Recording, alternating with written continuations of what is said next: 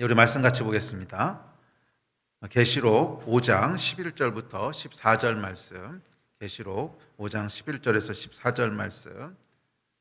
우리 함께 보도록 하겠습니다. 시작. 내가 또 보고 들음에 보좌와 생물들과 장로들을 둘러싼 많은 천사의 음성이 있으니 그 수가 만만이요 천천이라. 큰 음성으로 이르되 죽임을 당하신 어린 양은 능력과 부와 지혜와 힘과 존귀와 영광과 찬송을 받으시기에 합당하도다 하더라. 내가 또 들으니 하늘 위에와 땅 위에와 땅 아래와 바다 위에와 또 그 가운데 모든 피조물이 이르되 보좌에 앉으신 이와 어린 양에게 찬송과 존귀와 영광과 권능을 세세토록 돌릴지어다 하니 내 생물이 이르되 아멘 하고 장로들은 엎드려 경배하더라. 자, 우리가 지난주에 이어서 요한계시록 5장 천상의 예배를 살펴보려고 합니다. 자, 계시록 5장은 어린 양 예수 그리스도를 향한 예배입니다. 4장에서 이제 요한의 예배가 시작되죠. 요한의 예배라기보다는 천상의 예배가 시작되는데 그 4장에서 성령의 감동하심으로 열린 하늘을 통하여 천국에 올라갑니다. 그랬더니 그곳에 모든 위엄을 가지시고 영광 가운데 계신 하나님의 보좌가 있습니다. 그리고 그 보좌를 둘러싸고 있는 네 생물과 24장로들과 또 수많은 천사들, 또 무지개와 또 유리바다와 이런 영광들을 보게 되죠. 자, 그리고 그곳에서 이제 예배가 시작되는데 계시록 4장에는 주로 네 생물과 24장로가 주도하는 예배가 이제 기록되어 있습니다. 그리고 그 예배의 핵심은 창조주 하나님의 영광과 위엄입니다. 창조주 하나님의 비할 수 없는 영광과 그분의 존귀와 위엄을 예배하고 찬양합니다. 그런데 이제 5장으로 넘어오게 되면 예배의 초점이 바뀌기 시작하는데 그것은 어린 양 예수 그리스도를 예배하기 시작하는 것입니다. 그래서 우리 예배의 핵심은 어린 양 예수 그리스도다라는 말씀을 드렸죠. 물론 하나님을 예배하는 것이 잘못된 것이다 이런 말은 물론 아니지만 우리 예배의 핵심에는 예수 하나님이 계시다는 거예요. 창조주 하나님은 기독교 이외에도 다른 종교들도 창조주 하나님을 예배합니다. 이슬람도 창조주 하나님을 예배하고 천지 신명을 예배할 때도 창조주 조물주를 예배합니다. 자, 그런데 우리가 예배하는 것은 그 창조주가 예수 그리스도시라고 하는 것입니다. 우리를 위해서 이 땅에 오셔서 생명을 주시고 죽으심으로 우리를 구원하신 분, 그 예수 그리스도, 예수 하나님을 예배하는 것입니다. 자, 그래서 이제 이 계시록 5장으로 넘어오면 예배의 포인트가 초점이 창조주 하나님에게서 어린 양에게로 그렇게 넘어오게 됩니다. 자, 그리고 이제 5장 초반에 보면 24장로와 네 생물이 이제 예배를 하기 시작합니다. 자, 24장로의 예배라고 하는 것은 교회를 상징한다고 했죠. 24장로는 하나님의 백성입니다. 하나님의 구원받은 하나님의 백성이 예배하기 시작하는데 그 예배의 특징은 한마디로 새 노래로 드리는 예배다 하고 우리가 지난주에 살펴봤습니다. 자, 새 노래로 드리는 예배였는데 예배는 여러분 성경에 보면 성령과 진리 안에서 드려라 이렇게 예수께서 말씀하셨습니다. 성령과 진리 안에서. 자, 모든 예배는요 성령의 일하심이 있어야 되는데 성령께서 우리 영혼을 감동하셔야 돼요. 예배는 성령께서 우리 영혼을 요한처럼 감동시키셔서 하늘과 접촉이 일어나게 하는 것입니다. 그게 예배의 시작점입니다. 예배에는 이 스파크가 있어야 돼요. 예배는 성령께서 우리 안에 일하시고 역사하셔서 우리 영혼이 하늘과 접촉하게 되는 그 스파크가 일어나는 것으로부터 시작됩니다. 그랬을 때 이 우리 영혼이 하늘과 스파크가 일어나게 되면 우리의 육신의 눈으로 보지 못하고 육신의 눈으로 듣지 못하던 것들을 보고 듣기 시작합니다. 하늘의 것들, 영의 세계의 것들을 보고 듣기 시작하는데 그곳에 누가 계시냐면 하나님이 계신 거예요. 그래서 우리 영혼에 스파크가 일어날 때 하나님을 인지하게 되고 하나님이 어떤 분이신지를 알게 되고 하나님이 어떤 분이신지를 대면하게 되는 것이죠. 그것은 물론 우리가 혼의 지식으로는 알고 있던 것입니다. 하나님은 창조주이시고 하나님은 영광 가운데 계신 분이시고 하나님은 자비하신 분이시고 우리가 다 알고 있던 일이지만 그것을 실제로 우리 영혼이 깨닫고 인지하는 것은 좀 다른 사건이죠. 그렇지 않습니까? 우리가 제주도가 요즘 갈 수 있는 데가 제주도밖에 없죠. 그러니까 제주도가 굉장히 아름답고 굉장히 좋은 곳이라고 하는 것은 다 알고 있지만 그것을 그냥 전해 들어서 제주도가 좋은 곳이래 이렇게 지식으로 알고 있던 것과 실제로 그것을 보면서 와 하고 탄성이 나오는 것은 다른 사건이듯이 하나님에 대한 것도 마찬가지예요. 하나님이 어떤 분이신지를 우리가 성경을 통해서 말씀을 읽어서 배워서 들어서 잘 알고 있어요. 그렇지만 그 하나님이 와 정말 그러신 분이시구나 하는 것을 우리 영혼이 느끼게 되는 것은 다른 사건이라는 거예요.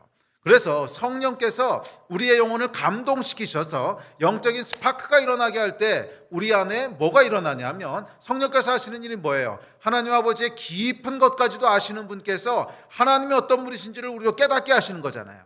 그게 성령께서 하시는 일이에요. 그래서 우리 안에 계신 성령께서 일하셔서 우리로 영적인 스파크가 일어나게 하시고 영적인 접촉이 일어나게 하실 때 거기에 대한 반응이 나오게 되겠죠. 리액션이 나오죠. 와 하는 리액션. 이게 예배라는 거예요. 그게 예배의 본질입니다.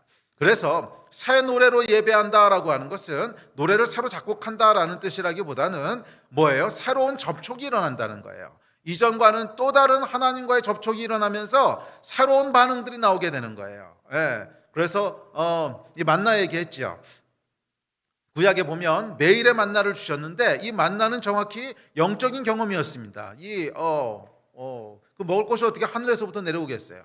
만나가 매일마다 하늘에서 떨어진다고 하는 것은 초자연적인 역사죠. 그러니까 이 땅에서 일어날 수 없는 일이에요. 그러니까 영적인 뭔가 사건이 일어나는 거죠. 영적인 접촉이 일어납니다. 그리고 그 접촉을 매일매일 했어야 된다는 거예요. 이 만나는 매일매일 새롭게 내렸고 하루만 지나도 썩어서 냄새가 나서 먹을 수 없게 됐다고 했어요. 자, 이렇듯이 우리의 영적인 경험도 그렇습니다. 계속 옛날의 경험을 가지고 예배하면 안 된다는 거예요. 그렇게 예배하게 될 때 뭐가 일어나냐면 우리 안에 진부하고 지루하고 보링하고 따분하고 매너리즘에 빠지는 역사가 일어나요. 이게 이제 종교화되는 겁니다. 특별히 이 코로나 기간을 지나면서 아마 많은 분들이 이런 싸움들을 하고 있지 않을까 생각을 합니다. 많은 분들이 이런 싸움들을 하고 있지 않을까 생각을 합니다.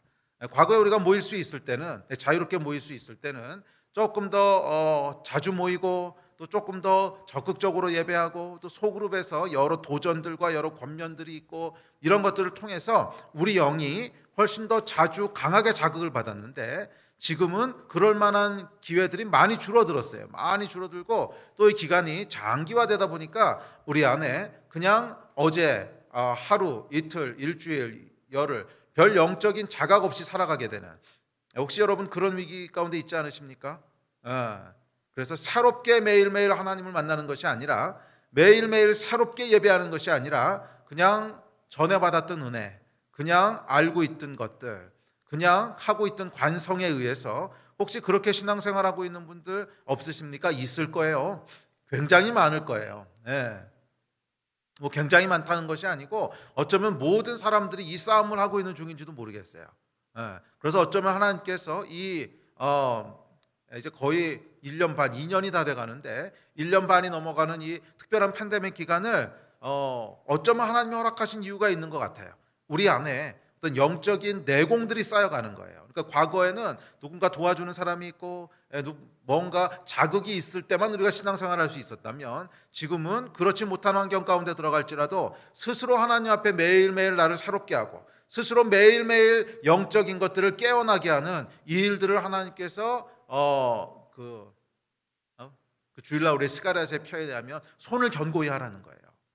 그 일에 손을 견고히 하라는 거예요.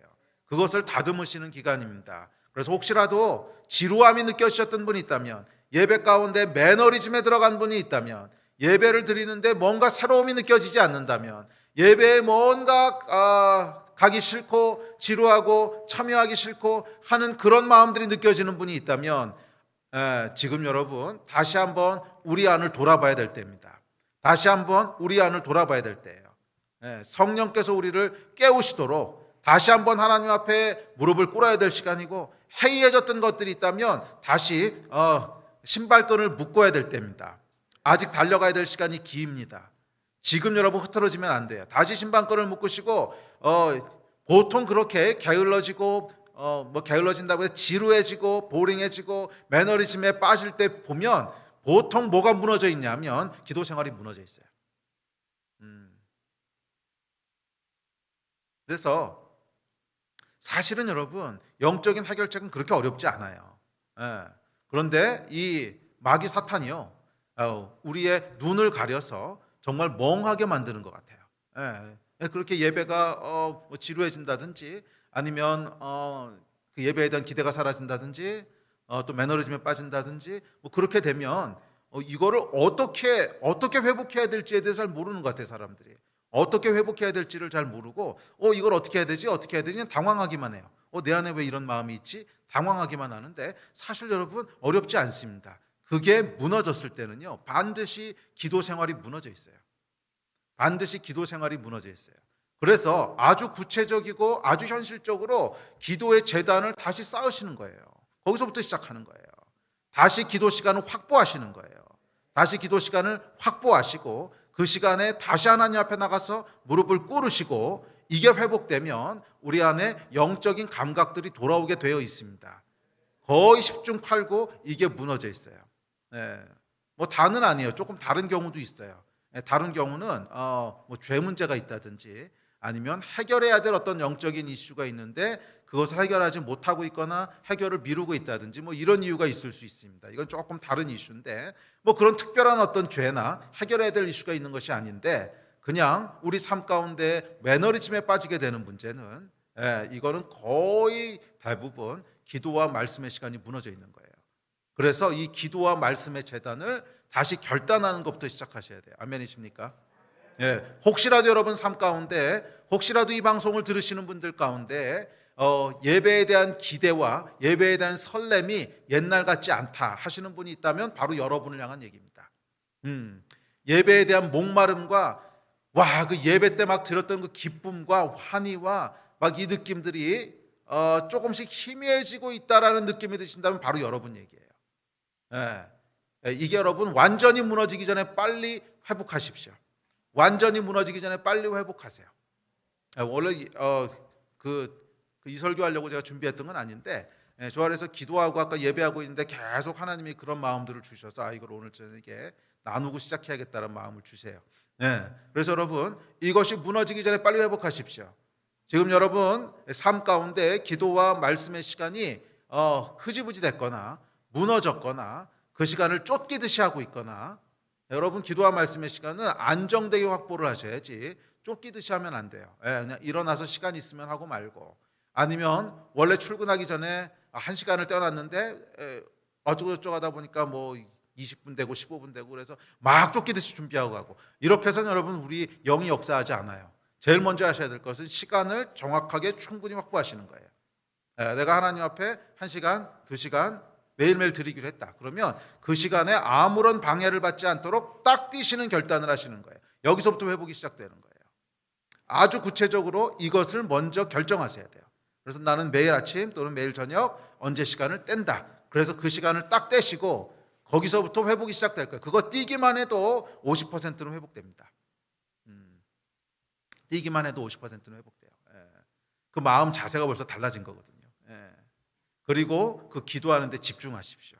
그러면 회복이 시작될 겁니다. 여러분, 우리는 어제의 은혜를 가지고 오늘을 살면 안 돼요. 작년의 은혜를 가지고 오늘을 살면 안 돼요. 그건 종교예요. 오늘은 오늘의 은혜로 살아야 돼요. 만나는 매일 먹어야 돼요. 우리의 영적인 접촉은 매일 일어나야 돼요. 그것이 새 노래로 예배하는 것인 줄 믿습니다. 24장로가 새 노래로 하나님을 예배했듯이, 저와 여러분의 삶 가운데도 새 노래로 계속 예배하게 되는 그 역사가 끊이지 않게 되기를 주의 이름으로 축복합니다. 자, 이렇게 내 생물과 24장로가 예배하기 시작할 때, 이제 천사들이 그 예배에 합류하기 시작하고, 그리고 이어서 온 피조물들이, 온 우주의 모든 피조물들이 이 어린 양의 영광을 함께 예배하기 시작합니다. 자, 그래서 오늘은 이 천사들의 예배를 중점적으로 좀 살펴보려고 하는데, 자, 11절과 12절입니다. 11절, 12절 우리 다시 한번 읽읍시다. 시작. 내가 또 보고 들으매 보좌와 생물들과 장로들을 둘러선 많은 천사의 음성이 있으니 그 수가 만만이요 천천이라. 큰 음성으로 이르되 죽임을 당하신 어린 양은 능력과 부와 지혜와 힘과 존귀와 영광과 찬송을 받으시기에 합당하도다 하더라. 자, 이 예배는 여러분 성령과 진리 안에서 드리는 것이라고 했는데, 이 두 번째 파트는 진리입니다. 진리. 진리라고 하는 것은 예배는 진리의 기초에서 드려야 돼요. 자, 그런데 이 진리라고 하는 것은 우리의 혼으로 이해하는 지식이 아니라 영적인 지식입니다. 영적인 진리입니다. 그래서 11절에 보면 성령께 감동된 요한이 그 11절에서 뭐라고 얘기하냐면, 내가 또 보고 들음에, 이렇게 얘기하죠. 내가 또 보고 들음에, 성령께 감동된 요한에게 보여지고 들려지는 것이 있는데, 그게 뭐냐면 천사들의 예배, 천사들의 고백인 거예요. 천사들의 예배, 천사들의 고백인 거예요. 그런데 그 내용이 뭐냐면 능력과 부와 지혜, 힘과 존귀와 영광, 그리고 찬송을 받으시기에 합당한 분이 어린 양 예수라고 하는 거예요. 자, 이것이 여러분 언제 내 안에 들려지고 깨달아졌어요? 성령께 감동됐을 때. 성령께 감동됐을 때 비로소 뭐가 보이기 시작해요? 영적인 진리들이 보이기 시작하는 거예요. 성령께 감동됐을 때 비로소 영적인 진리들이 보이기 시작하고 천사들의 고백이 들리기 시작합니다. 이것을 듣게 될 때, 예수 그리스도가 이러신 분이시구나, 우리의 어린 양 예수가 이런 분이시구나 하는 것을 새롭게 알게 되고 새롭게 깨닫게 됩니다. 거기에 대한 반응이 바로 예배라는 거예요. 그래서 저희의 예배가 성령 안에서 진리에 기초한 그런 예배가 될 수 있기를 다시 한번 기대합니다. 자, 그래서 오늘은 이 천사들의 선포를 통해서 계시된 이 7가지 내용, 능력과 부와 지혜, 힘과 존귀의 영광, 그리고 찬송 받으시기 합당한 분이라고 하는 이 말씀들을 살펴보면서 저희들 가운데 예배가 더 깊어지게 되고 살아나게 되기를 기대합니다. 자, 이 앞서 네 생물과 24장로의 예배는 어린 양의 죽으심과 그 죽으심에 초점이 맞춰져 있다면, 이제 천사들의 예배는 그분의 부활하신 그 능력에게로 초점이 옮겨집니다. 또한 24장로의 예배가 그분이 행하신 일, 피로 사시고 우리를 제사장과 왕으로 삼아주신 그분이 행하신 일에 초점이 맞춰져 있다면, 천사들의 예배는 그분 그냥 존재가 어떤 존재인지, 그분의 존재적인 어떤 속성에 초점이 맞춰져 있습니다. 그러니까 이분은 우리가 예배하는 이유가 꼭 그분이 우리를 구원하시고 우리를 위해 죽으시고 우리를 위해서 제사장과 왕 삼아 주시고 그렇게 행하신 일 때문에만 예배하는 것이 아니라, 그분의 존재적인 속성이 그냥 예배받기 합당하시다는 거예요. 그분의 존재적인 역성이 능력과 부와 지혜, 힘과 존귀와 영광이 충만하신 분이시라는 거예요. 이것은 우리에게 행하신 어떤 일을 하고는 사실 좀 다른 얘기죠. 그분 자신이 그냥 그러신 분이시라는 거예요. 그래서 그분은 아무것도 행하신 것이 없어도 찬송받기에 합당하신 분이세요.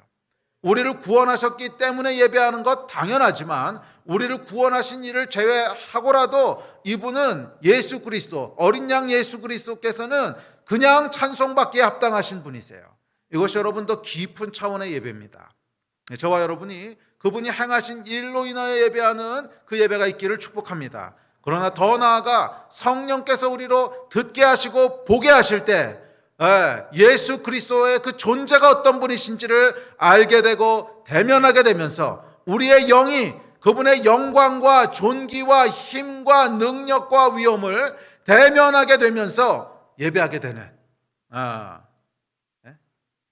이 예배가 저와 여러분의 예배가 되기를 다시 한번 주의 이름으로 축복합니다.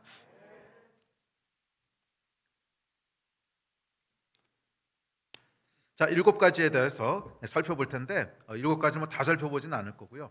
그 중에 중요한 거 몇 가지만 살펴보고 우리 같이 기도하려고 합니다. 자, 천사들이 전하는 예수의 존재적 어떠하심에 대해 살펴볼 텐데, 첫째는 능력입니다. 자, 우리 예수님은 능력의 하나님이시라는 거예요. 우리 예수님을 특징 짓는 그런 요소 중에 하나가 능력이시라는 거예요. 자, 이 능력에 대한 헬라어는 듀나민이라고 하는 단어인데, 듀나민, 이게 능력이라는 단어인데, 자, 이는 특별히 이적을 행하는 능력이라는 뜻입니다. 그러니까 뒤에 보면 이제 힘이라고 하는 단어가 나오죠. 힘하고 능력은 이제 비슷한 의미이긴 한데, 이 뒤나민이라고 하는 단어는 특별히 그 원어적인 의미가 뭐냐면 한계를 뛰어넘다 하는 데서부터 온 단어예요. 한계가 있는데 이 한계를 뛰어넘다 하는 데서부터 오는 단어가 이 능력이라고 하는 뒤나민이라고 하는 단어예요.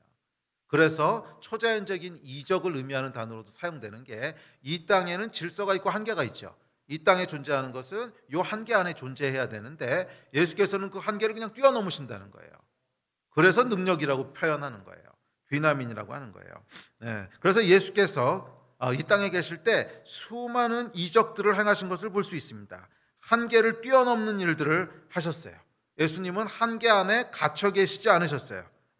그래서 안진뱅이를 일으키시고, 또 소경의 눈을 뜨게 하셨습니다.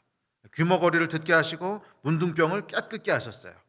뿐만 아니라 바다를 걸으시고 폭풍을 잠잠케 하셨습니다.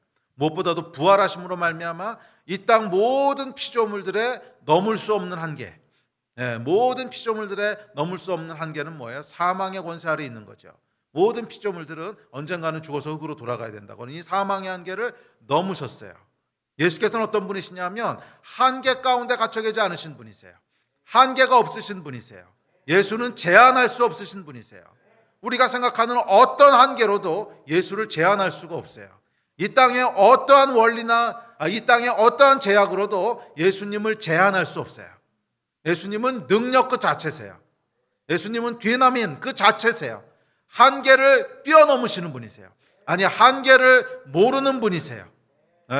그분이 우리 예수님이십니다. 자, 그렇기 때문에 예수님에게 있어 중요한 것은 뭐냐면 예수님께서 그것을 원하시는가 하는 것이지 예수님께서 그것을 할 수 있으신가가 아니에요. 사람은요, 어떤 일을 하려고 할 때 두 가지를 동시에 묻습니다. 이걸 내가 할 마음이 있는가, 또 할 수 있는가, 두 가지를 동시에 묻지요. 그리고 어떨 때 보면 할 의지가 있는가보다 더 중요한 건 할 수 있는가인 것 같아요. 뭐 아무리 우리가 할 마음이 있고 하고 싶은 마음이 있어도 할 수 없는 일이면 할 수 없는 거잖아요. 저희가 뭐 지금 건축 프로젝트를 하고 있는데 마음 같아서는 그냥 혼자 그거 다 이렇게 헌금해가지고 하고 싶어요. 그 마음은 제가 알겠어요. 근데 할 수가 없잖아요. 사람은 그래요. 그래서 내가 할 수 있는 일인가 하는 것을 항상 묻게 됩니다. 그런데 예수님은 접근 방법이 완전히 다르세요. 할 수 있는 일인가 하는 것은 아무런 질문거리가 되지 않아요.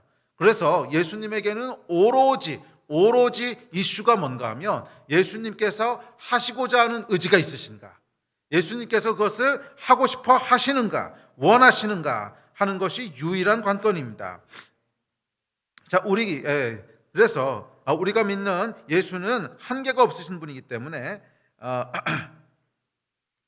그래서 예수님께서 우리에게 뭐라 그러셨냐면 이렇게 말씀하셨어요. 자, 우리 다음 구절 읽어봅시다. 시작. 예수께서 이르시되 할 수 있거든이 무슨 말이냐, 믿는 자에게는 능히 하지 못할 일이 없느니라 하시니. 그러니까 예수님께서는 하실 수 있으시거든이라고 하는 말 자체가 모욕이었다는 거예요. 그건 물어볼 필요가 없는 거예요. 할 수 있거든이 무슨 말이냐. 자, 그런데 그 뒤에 보면 더 놀라운 말씀하십니다. 믿는 자에게는 능치 못할 일이 없느니라. 자, 무슨 말이에요? 예수님은 한계가 없으신 분이시고 예수님은 무한한 능력을 가지신 분이신데 이분께서 이 무한한 능력을 우리에게로 흘려보내신다는 거예요. 당신 백성들에게 이 무한한 능력을 사용할 수 있도록 흘려보내신다는 거예요. 그래서 이 계시록 5장의 예배에 보면 어린 양께서 어디 계시냐면 그 검은 고와 금대접이 올라가는데 보좌와 금대접 사이에 어린 양이 계세요. 그래서 이 금대접을 예수께서 받으세요. 그 얘기는 성도의 기도를 예수께서 받으신다는 거예요. 그리고 단 하나도 땅에 떨어뜨리지 않으시고 그 기도에 응답하십니다. 능력의 하나님께서, 불가능이 없으신 분께서, 한계를 모르시는 분께서 우리의 기도를 들으시고 응답하신다는 거예요. 그래서 여러분, 기도에는 한계가 없어요. 기도에는 제한이 없어요. 자, 그런데 이 능력을 경험하기 위한 조건을 한 가지 딱 말씀하시는데 그 조건이 뭐예요? 믿는 자들에게는, 이렇게 말씀하세요. 자, 그래서 우리 하나님은, 우리 예수님은 제한이 없으신 능력이신데 이 능력을 경험하기 위해서는 뭐가 필요한가? 믿음이 필요하다는 거예요. 믿음이. 그래서 다음 구절에서 또 이야기를 합니다. 자, 시작.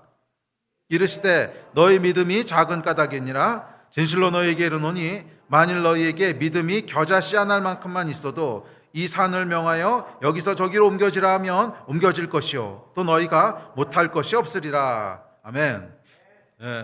그래서 여러분, 우리 안에 믿음이 있을 때 산을 옮길 수 있고 또 제한이 없으신 이 모든 하나님의 능력을 우리가 다 경험할 수 있게 되는 줄 믿습니다. 자, 그리고 이 믿음이 어디서부터 오는 거예요? 사실은 예배로부터 온다는 거예요. 자, 성경에 보면 이렇게 얘기합니다. 다음 구절 시작. 우리가 성령으로 믿음을 따라 의의 소망을 기다리노니. 자, 믿음이 어디서부터 온대요? 성령으로 말미암아 믿음이 온다는 거예요. 자, 이게 무슨 말이냐면 이런 것입니다. 자, 요한이 여러분 언제 믿음이 생겼을까 생각해 보세요. 요한이 이 땅에 있을 때는 로마 황제의 핍박들, 또 주변에서 벌어지는 이 절망적인 상황들 이런 거 보고 있으면 염려도 되고, 와, 이러다 어떻게 되는 거지? 불안하기도 하고 뭐 이랬을 거예요. 그런데 언제 믿음이 생기기 시작하냐면 성령께서 요한을 감동하셨을 때. 그래서 요한이 열린 하늘문을 통해서 하늘에 올라갑니다. 영적인 스파크가 일어나는 거예요. 예배예요, 예배. 영적인 스파크가 일어나면서 성령 안에서 우리가 하나님을 바라보게 됩니다. 요한이 하나님을 바라보게 됐을 때, 아, 세상은 하나님이 다스리고 계신 거구나. 아, 하나님께는 불가능이 없으신 분이시구나. 이 믿음이 그의 안에 나오기 시작하는 거예요. 믿음은 여러분 보고 듣는 데서 나오는 거예요. 믿음은 들음에서 난다 그랬잖아요. 믿음은 보고 듣는 데서 나는데 무엇을 보고 듣냐 하면 영적인 현실을 보고 들을 때 거기서부터 믿음이 나오는 거예요. 아, 눈에 보이는 건 이렇지만 영적인 현실은 이런 일이 벌어지고 있는 거구나. 나의 영이 그것을 대면하기 시작할 때 내 안에 믿음이 들어오는 거예요. 나의 영이 하늘의 현실을 대면하지 않으면 우리 안에는 계속 염려와 불안이 역사해요. 어쩔 수가 없어요. 왜? 보이는 게 없으니까.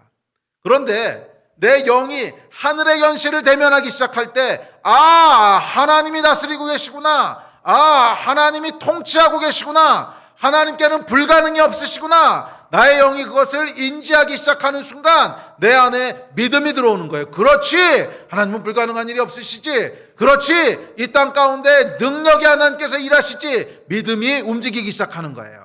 그래서 여러분, 이 믿음은 어디서부터 오는 거예요? 성령으로 믿음을 따라 성령께서 우리 안에 믿음을 부으시는 거예요.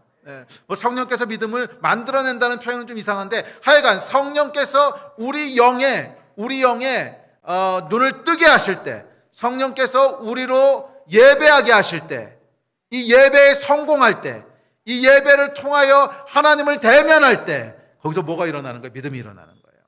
그리고 이 믿음이 일어날 때 우리 삶에 뭐가 일어난다고요? 하나님의 능력이 부어지는 거예요. 믿는 자에게는 능치 못할 일이 없느니라. 겨자씨만한 믿음이 있으면 산을 옮길 수 있느니라. 이 능력이신 하나님, 능력이신 예수 그리스도, 그 한계를 모르시는 능력이 우리 삶 가운데 경험되어지는 것은 이 믿음이에요. 그래서 결국 여러분, 예배가 능력의 통로가 되는 거예요. 예배를 여러분 절대로 가볍게 여기지 마십시오. 예배를 절대로 가볍게 여기지 마십시오. 이 사람들이 성령의 역사에 대해서 오해하는 것들이 있어요. 성령의 역사를 단순히 감정적인 것이라고 치부하고, 우리 삶 가운데 뭐 실제적인 변화는 뭐 성경을 공부하고 또 훈련하고 이런 의지적인 훈련을 통해서만 일어난다라고 자꾸 제한시키고 싶어 하는데, 뭐 틀린 말은 아닙니다. 이게 필요하긴 해요. 그렇지만 동시에 우리 삶 가운데는 반드시 뭐가 있어야 되냐면 성령의 역사가 있어야 돼요. 성령의 역사를 통하여 깊은 예배 가운데로 들어가는 은혜가 있어야 돼요. 그랬을 때만 믿음이 만들어지기 때문에 그래요. 그랬을 때만 우리 안에 믿음이 만들어지기 때문에 그래요. 그리고 그 믿음을 따라서 하나님의 능력이 우리 삶 가운데 역사하기 시작할 겁니다. 이 믿음이 모든 것을 이겨요. 이 믿음이 모든 것을 돌파해요. 왜냐하면 예수 그리스도는 한계가 없는 능력이시기 때문에 그래요. 아무리 우리 삶 가운데 불가능해 보이고 아무리 우리 삶 가운데 이건 도저히 안 돼, 그건 말도 안 돼 라고 하는 상황일지라도 예수님의 능력은 그 한계가 없으세요.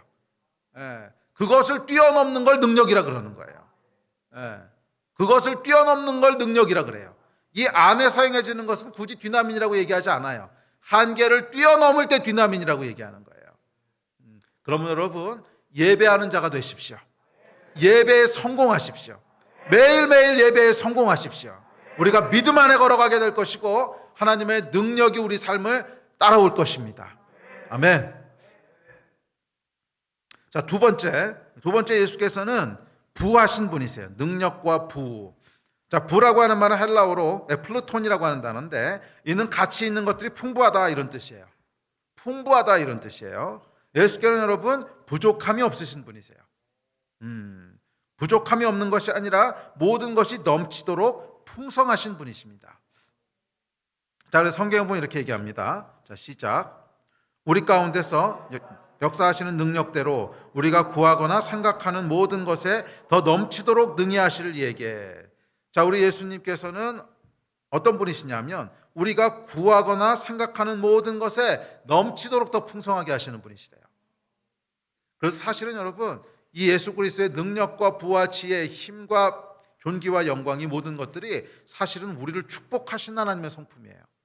그냥 예수께서 그러신 분이시다라 뿐만이 아니라 그러시기 때문에 우리에게 주어지는 축복이라는 거예요. 자, 부하신 분이신데 우리가 기도하거나 생각하는 것에 넘치도록 더 풍성하게 하신대요. 이 말을 여러분 믿으십니까? 내가 하나를 기도하면 10개를 주신 분이시라는 거예요. 할렐루야. 내가 하나를 기도하면 10개를 주신 분이시라는 거예요. 또 생각만 해도 주신 분이시라는 거예요. 우리 지난주에도 좀 다뤘는데 구하거나 생각하는 모든 것에, 구하는 것뿐만 아니라 생각하는 것까지도 넘치도록 주시는 분이시라는 거예요. 그래서 아슬아슬하게 맞춰주시는 분이 아니라 그냥 아주 인색하게 딱 맞춰주시는 분이 아니라 훨씬 뛰어넘어서 풍성하게 주시는 분이십니다. 그래서 저는 개인적으로 크리스천의 가장 큰 특징은 부요함이라고 믿습니다.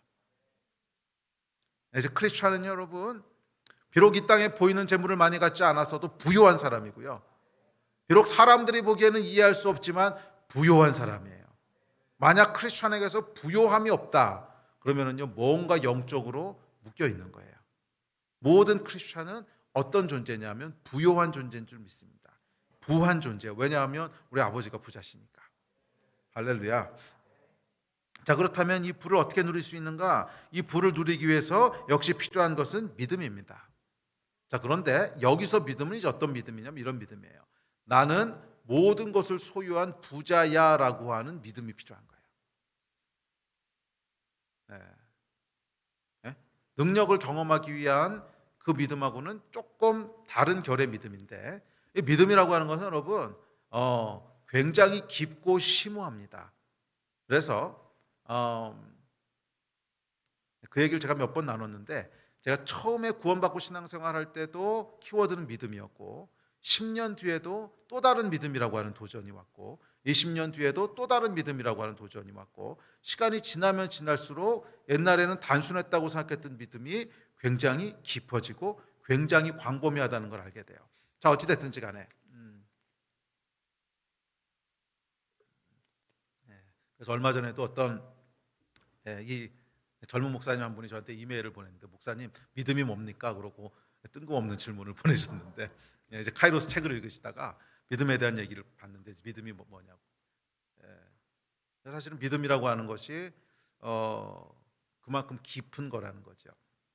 자, 근데 어찌됐든지 간에 첫 번째 아까 얘기했던 종류의 믿음은 우리가 영으로 하나님을 대면할 때 그분의 실존을 보게 되는 믿음이고, 자, 이 부한 믿음에는요, 부를 누리게 하는 믿음도 역시 믿음인데 어떤 믿음이냐면 나는 모든 것을 소유한 자라고 하는 믿음이 있어야 돼요. 믿음은요, 정말 그렇다라고 생각하는 걸 믿음이라 그래요. 정말 그렇다라고 생각하는 걸 믿음이라 그래요. 자, 여러분, 내일이요.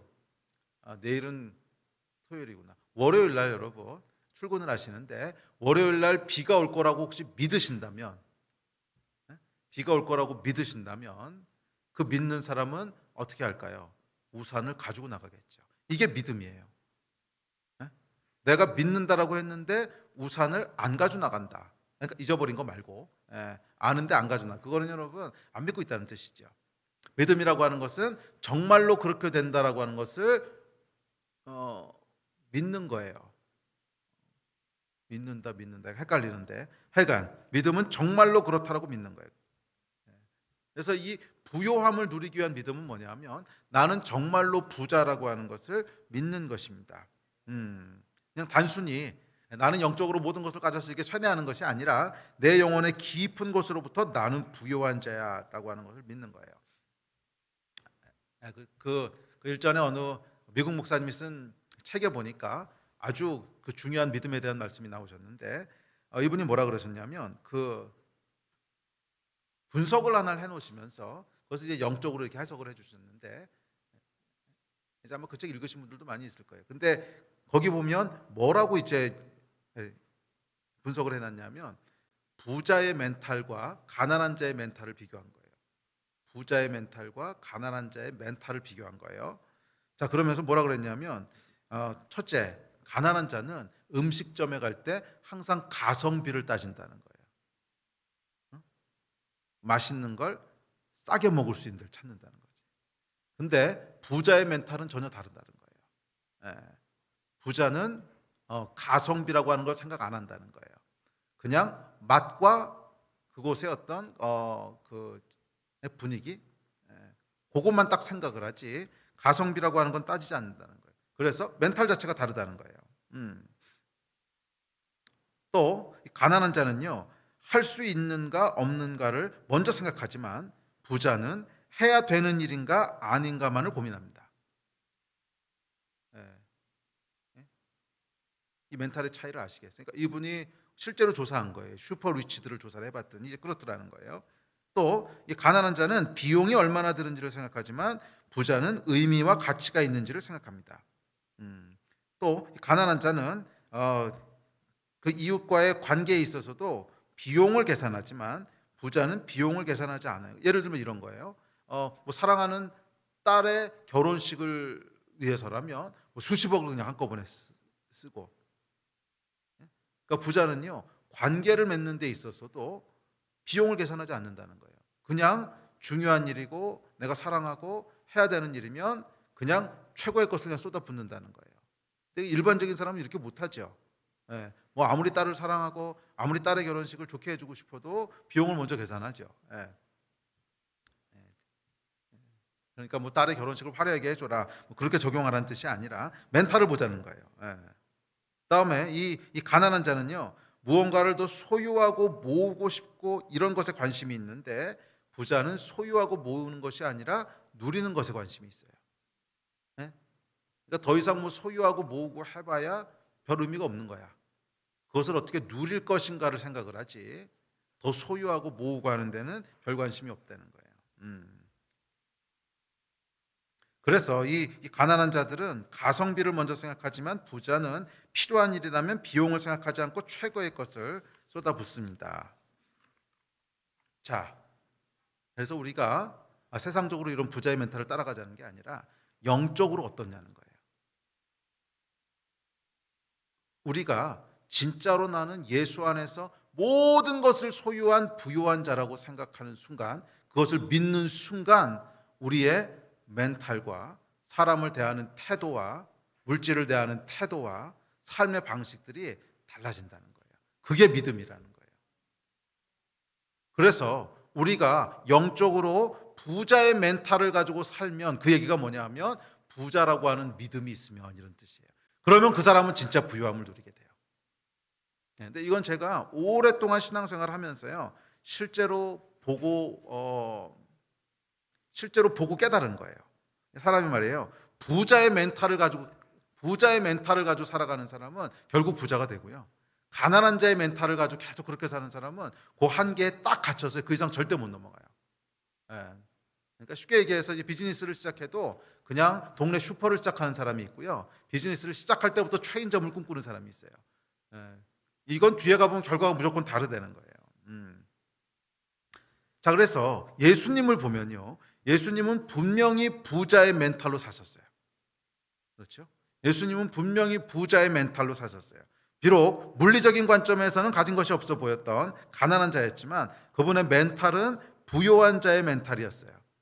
그래서 영혼을 위한 일이라면 비용을 생각해 보신 적이 없어요. 그러니까 예수님께서는 영혼을 위한 일이다, 비용을 생각해 보신 적이 없어요. 하나님 나라의 일이다 그러면 가성비를 따져보신 적이 없어요. 무조건 최고의 것으로 다 쏟아부으셨지, 하나님 나라 일을 하는데 가성비를 따지고 영혼을 섬기는 일을 하는데 아까워하고 이런 건 한 번도 본 적이 없어요. 이게 예수님의 멘탈이시라는 거예요. 가치 있는 일, 정말 하나님 나라를 위해서 하는 일이라면 내가 할 수 있는가 없는가, 이걸 하면 그 다음에 어떻게 되지, 이런 거 계산 안 하셨다는 거예요. 그거를 그냥 해야 되는 일이면 그냥 하셨어요. 왜? 이건 해야 되는 일이니까. 이게 여러분 부자의 멘탈이고, 우리의 믿음이 정말 있느냐 하는 것이 드러나는 건 이런 데서 드러나는 거예요. 네. 자, 그래서 고린도전서에 보면 이렇게 얘기합니다. 시작. 세상 물건을 쓰는 자들은 다 쓰지 못하는 자 같이 하라. 자 같이 하라. 이게 뭐예요? 네, 그게 믿음이라는 거예요. 그러니까 우리가 모든 부를 다 물리적으로는 소유하지 못했지만 믿음이라고 하는 건 뭐냐 하면 이것을 다 소유한 자 같이 생각하라는 거예요. 다 소유한 자 같이 믿으라는 거예요. 그런 멘탈로 살아가라는 거예요. 그럼 여러분 분명히 하나님께서 그것을 누리게 하실 줄 믿습니다. 부족한 자 같이 하지 말라는 거예요. 자, 그래서 예수께서 그렇게 사셨듯이 우리가 뭐 세상에서 그렇게 살라는 거 아닙니다. 음식점 식당 갈 때 그냥 가성비 생각하지 말고 비싼 거 막 먹고 이러라는 얘기가 아니라 영적으로 적용하자는 거예요. 이걸 영적으로 적용하시라는 거예요. 그래서 우리가 하나님 나라를 위해서 쏟는 일이라면, 하나님 나라를 위해서 투자하는 일이라면 무슨 가성비 같은 거 따지는 거 아니라는 거예요. 그냥 하나님 나라 위해서 하는 거예요. 영혼을 위해서 하는 일이라면 아까워하지 말라는 거예요. 영혼을 위해서 하는 일이라면 그냥 있는 대로 하라는 거예요. 그거 이렇게 하고 나면 내가 그 다음에 뭐 다음 달 어떻게 살지 뭐 이런 거 계산하지 말라는 거예요. 영혼을 위해서 하는 일이라면. 아멘. 그렇게 하는 것이 부자의 멘탈이라는 거예요. 그 믿음이 있을 때 결국 하나님께서는 그 믿음을 따라서 우리에게 부를 누리게 하실 줄 믿습니다. 제가 오랫동안 신앙생활 해보니까요, 정말로 이렇게 어떻게 할까? 가난한 자의 멘탈이 있는 분이 있어요. 가난의 영이라 그래야 되나? 가난한 자의 멘탈이 있는 분이 있어요. 그래서 뭐를 하더라도 막 그냥 부들부들 떨고요. 이거 하면 큰일 날 것 같이 부들부들. 근데 그런 분들은 죄송하지만 결국 보면 계속 가난하게 사세요. 그런데 비록 물리적으로 그렇게 넉넉하지 않아도 부자의 멘탈로 사시는 분들이 있으세요. 그래서 비록 내가 사는 것에 있어서는 검소하게 살고 사는 것에 있어서 뭐 좀 불편하게 살지만 하나님 나라를 위한 일과 또 영혼을 섬기는 일이라면 그냥 부자처럼 행동하세요. 부자처럼 통이 크세요. 그런 분들은 결국 하나님께서 그 믿음만큼 누리게 하세요. 결국 그 믿음만큼 누리게 하세요. 이게 영적인 원리예요. 믿음을 쫓아 하나님이 부를 누리게 하시기 때문에 그래요. 이 믿음으로 사시기를 주의 이름으로 도전합니다. 그래서 하나님 나라 일에 대해서 아끼지 마세요. 가장 미련한 거예요. 그러면 결국 가난한 자의 멘탈에 사로잡혀서요, 평생을 가난하게 살아야 돼요. 하나님 나라 일에 있어서는 부자로 사세요. 왜? 하나님 나라 일을 하겠다는데 하나님 안 주시겠어요? 주의 일 하겠다는데 왜 안 주시겠어요? 부자로 사세요. 이게 영적인 월. 부자로 여러분들이 그렇게 사용하시는 것만큼 하나님께서 채우실 거예요. 아멘. 뭐 내 삶을 화려하기 위해서 그렇게 살라는 것이 아니라 주의 나라와 그 의를 위하여 영혼들을 살리고 섬기는 일에 그렇게 하시라는 거예요. 그러면 결국 하나님께서 그것을 다 채우시고요, 넘치도록 채우게 하셔서 다른 삶의 모든 영역들도 충만하게 하세요. 이게 여러분 부를 누리는 비결인 줄 믿습니다. 이 믿음으로 살아가시는 그런 여러분 되시기를 주의 이름으로 축복합니다. 세 번째는 지혜입니다. 지혜가 충만한 분인데 성경에 보면 이 지혜를 구하라고 얘기합니다. 다음 구절을 같이 읽어봅시다. 시작. 너희 중에 누구든지 지혜가 부족하거든 모든 사람에게 호의 주시고 꾸짖지 아니하시는 하나님께 구하라. 그리하면 주시리라. 예. 자, 이 지혜와 대비되는 용어가 있는데 꾀예요. 꾀. 예, 성경에서는 꾀는 혼의 작용이라고 얘기합니다. 예. 그래서 성경은 이렇게 얘기합니다. 우리 다음 구절 시작. 내가 깨달은 것은 오직 이것이라 곧 하나님은 사람을 정직하게 지으셨으나 사람이 많은 꾀들을 낸 것이니라. 그래서 꾀에 대해서는 악인의 꾀, 사람의 꾀, 악한 마음의 꾀 뭐 이런 식으로 표현을 합니다. 자, 그래서 이 꾀라고 하는 건 뭐냐면 땅의 일을 풀어가는 방식을 꾀라 그래요. 땅의 일을 해결하려고 하는 노력을 꾀라고 합니다. 자, 반면 지혜는 뭐냐면 하나님의 계시를 이 땅에 풀어가는 것이 지혜예요. 지혜는 하나님의 뜻, 하늘의 뜻을 이 땅 가운데 풀어가는 방식이 지혜예요. 그래서 성경에 보면 지혜와 계시의 영을 달라 그러죠. 계시는 뭐냐면 하나님의 뜻, 하늘의 뜻이 무엇인지를 알게 되는 것이 계시예요. 그렇다면 그 일을 구체적으로 어떻게 이 땅 가운데 풀어가느냐 하는 것이 지혜예요. 그리고 이 지혜는 꾀하고 달라요. 그러니까 꾀는 이 땅의 것들을 풀어가는 어떤 노력, 그게 꾀라면 지혜는요, 하늘의 것들을 풀어가는 것이 지혜예요. 그리고 이 지혜는 뭐라 그랬냐면 구하라 그랬어요. 구하라 그랬어요.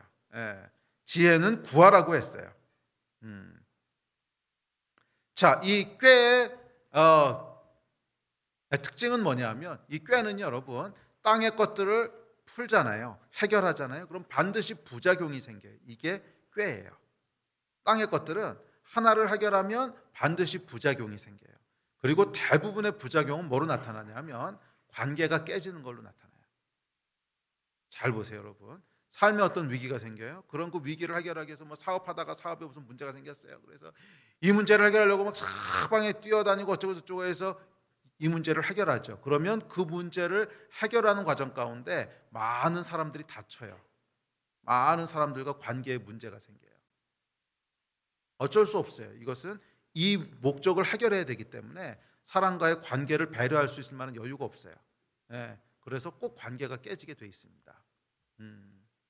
집에서도 마찬가지죠. 가정에서도 가정에 아주 심각한 경제적인 위기가 왔어요. 그래서 그 위기를 해결하기 위해서 이 남편과 아내가 그냥 뼈 빠지게 일해가지고서 위기를 해결할 수는 있을지 모르는데 그러면 그거 하느라고 다른 데 투자할 시간이 없기 때문에 자녀들과의 관계에도 문제가 생기고 가족 관계에도 문제가 생기고 이렇게 부작용들이 생기는 거죠. 그런데 지혜의 특징은 뭐냐면 지혜의 특징은 회전하는 그림자도 없는 거예요. 지혜는 여러분 부작용이 없어요. 그래서 지혜에 대해서 성경은 이렇게 얘기합니다. 자, 시작.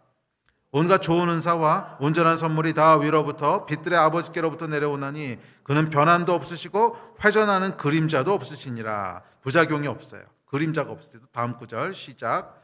오직 위로부터 난 지혜는 첫째 성결하고 다음에 화평하고 관용하고 양순하며 긍휼과 선한 열매가 가득하고 편견과 거짓이 없나니 화평하게 하는 자들은 화평으로 심어 의의 열매를 거두느니라. 이게 여러분 하늘의 지혜의 특징입니다. 하늘의 지혜는요, 이 지혜가 풀어지고 나면 화평케 된다는 거예요. 의의 열매를 거둔다는 거예요. 즉 관계가 깨지는 것이 아니라 오히려 관계가 더 세워진다는 거예요. 이것이 하나님이 행하시는 일인 줄 믿습니다. 그래서 우리가 이 땅에 하나님의 일을 행해갈 때는 지혜를 쫓아서 행해야 되는데 이 지혜는 어떻게 하라 그래서 구하라 그랬어요. 지혜는 우리 안에서 나오는 것이 아니에요. 인간의 혼에서 나오는 지혜와 하늘에서 내려오는 지혜는 완전히 다른 종류의 지혜입니다. 그래서 여러분 이 땅에 여러분의 유전자를 핑계대지 마세요. 나는 원래 태어나기를 그냥 머리가 별로 안 좋게 태어났어요. 이건 여러분 꾀가 없는 거지 지혜가 없는 거하고 상관없어요. 지혜는 우리 안에 있는 유전자에서 나오는 것이 아니에요. 지혜는 어디서부터 나오냐면 위로부터 주신다 그랬어요. 구하라 그럼 주신다 그랬어요. 구하면 꾸짖지 않고 후히 주신다 그랬어요. 예수 그리스도는 지혜세요. 그분께는 무한한 지혜가 있으시고 구하는 자들에게 지혜를 주시는 분이세요. 이 지혜를 쫓아 하늘의 일들을 풀어가신 여러분 되시기를 주의 이름으로 축복합니다. 근데 많은 분들이요 계시가 있는데 지혜가 없어 이런 분들이 참 많아요. 물론 뭐 계시도 없고 지혜도 없는 분들도 있지만 계시도 없고 지혜도 없는 분 지혜만 있는 분들이라는 건 없어요. 그건 꾀예요, 꽤. 예. 근데 계시는 있는데 지혜가 없는 분들이 있어요. 그래서 정말 기도 많이 하시고 영적이고 신실하시고 열정이 있고 진짜 하나님께서 무엇을 원하시는지를 정확히 아는 분인데 풀어나가는 지혜는 없어요. 그래서 아주 미련하게 이 땅에서 풀어가다 보니까 수많은 문제들을 직면하게 됩니다. 예를 들어서 남편이 믿지 않는데 이제 혼자 믿으시는 아내, 뭐 그런 경우들 많이 있죠.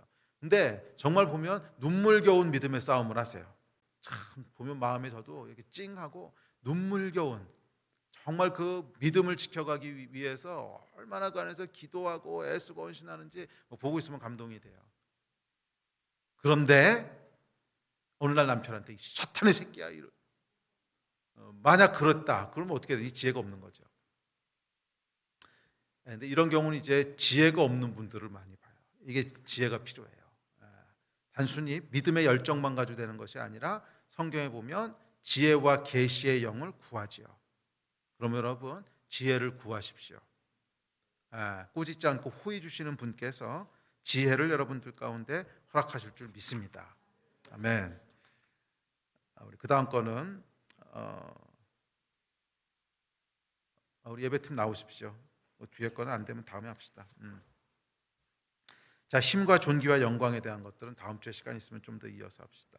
자, 그다음에 이제 힘이라고 말씀하시는데 이 힘이라고 하는 것은 한계를 넘어가는 능력과는 조금 달라요. 이 힘은 그 원어에 보면 이스퀸이라고 하는 단어인데 이것은 구체적으로 겨루어서 이기는 능력을 얘기해요. 구체적으로 싸워서 승리하는 능력을 얘기해요. 그러니까 우리말로는 능력과 힘이라고 하는 것이 잘 구분이 안 되는데 이 헬라어에 보면 그것이 약간 다른 뉘앙스로 분리되어 있어요. 그래서 능력은 한계가 없다 그런 데서부터 오는 말이고 힘이라고 하는 것은 겨뤄서 이긴다 하는 뜻이에요. 겨뤄서 이긴다. 그래서 예수께서는 이기시는 분이세요. 승리하시는 분이세요. 그래서 우리 삶에 보면 수많은 사단의 공격들이 있습니다. 원수 마귀의 공격이 있어요. 우리의 마음을 무너지게 하기도 하고 또 어떨 때 어려움을 주기도 하고 환난을 주기도 하고 또 핍박을 주기도 하고 고난을 주기도 하고 수많은 어려움들을 주는데 예수는 어떤 분이시라는 거예요? 이기시는 분이시라는 거예요.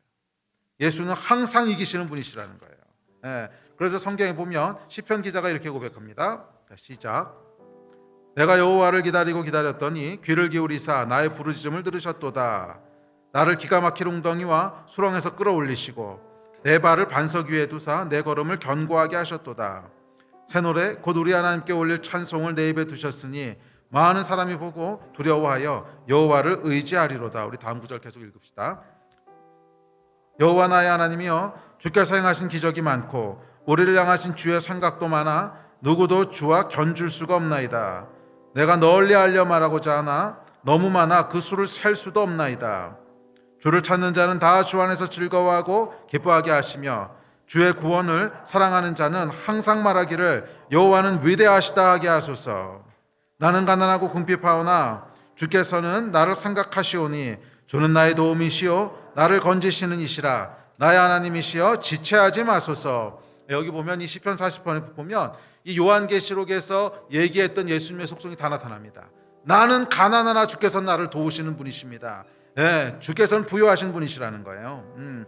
내가 여호와를 기다리고 기다렸더니 나의 부르짖음을 들으셨도다. 기가 막힐 웅덩이와 수렁에서 나를 끌어올리시고 나를 구원하시는 분이시라는 거예요.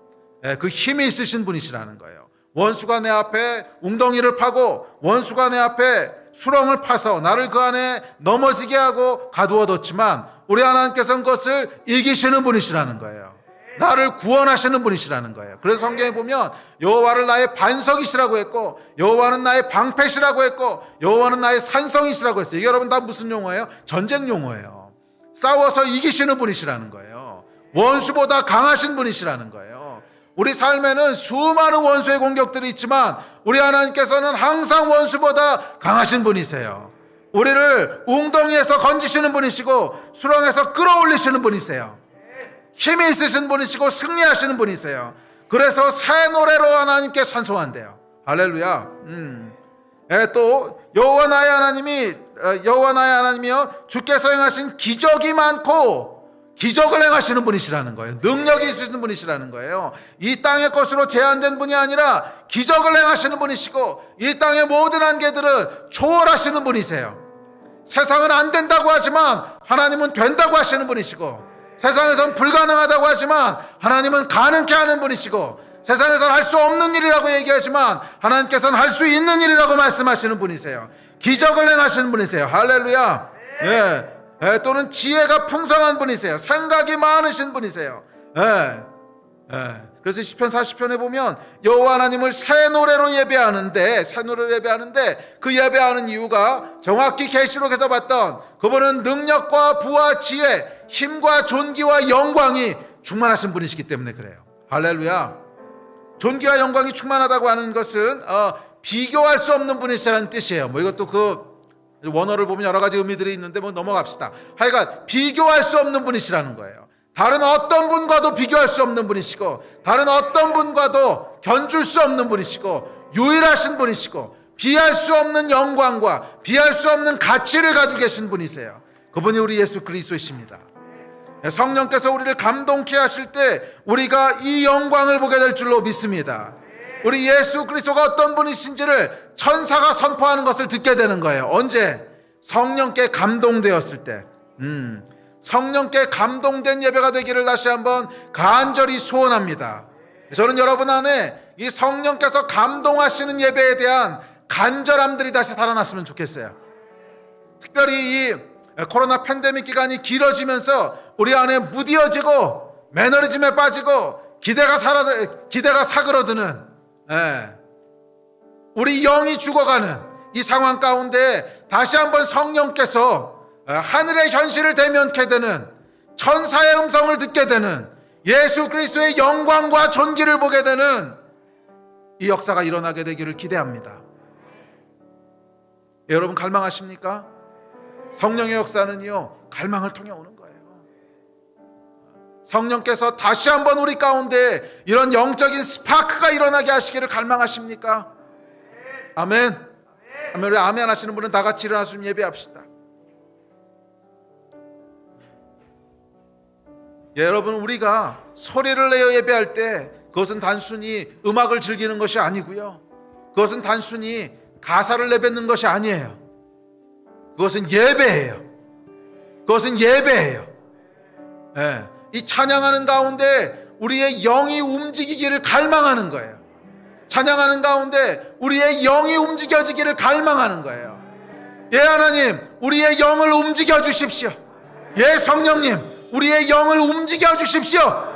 우리의 영을 움직이셔서 다시 하늘을 대면하게 하여 주시고, 위대하시고 존귀하시고 영광 가운데 계신 하나님의 그 존재를 대면하게 하여 주십시오. 능력과 부와 지혜, 힘과 존귀와 영광, 찬송 받으시기에 합당하신 분을 우리의 영이 깨어 대면케 하여 주십시오. 주여, 내가 성령의 역사를 갈망합니다. 주님, 오늘 이 예배를 갈망합니다. 주님, 예배를 향한 여러분 갈망이 살아나셔야 돼요.